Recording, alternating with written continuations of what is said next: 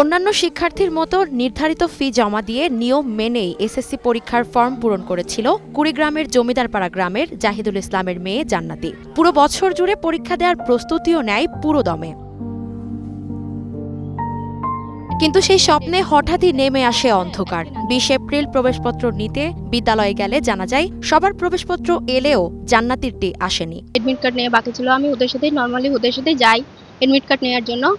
গিয়ে ওনারা তখন খুঁজছেন যে আমার এডমিট কার্ড আছে কিনা। একটি বছর হারানোর শঙ্কা এবং স্বপ্নভঙ্গের কষ্টে ভেঙে পড়ে জান্নাতি এবং তার পরিবার। আমি এত ভালোভাবে প্রিপারেশন নিয়েছি পরীক্ষায়, এবার আমার ক্লাস আসতোই।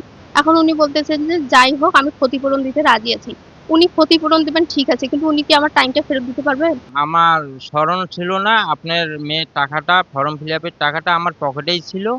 হ্যাঁ, আমি ওইখানে খাতাও জমা করিনি, বোর্ডও পাঠিয়ে দেয়নি। প্রশাসনের কাছে আমি আকুল আবেদন জানাচ্ছি, হ্যাঁ, মাস্টারের যাতে একটা বিচার চাই আমি। যাদের কোনো রেসপন্সিবিলিটি নেই তারা ওখানে কেন শিক্ষকতা করবেন?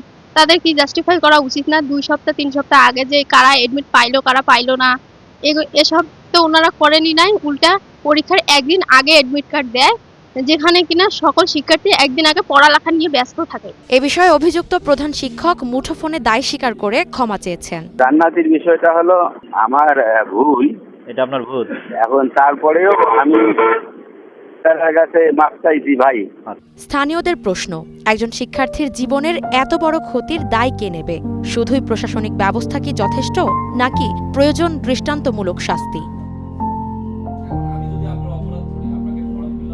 ইসমো দ্বারা অনু, গ্রিন নিউজ ডেস্ক।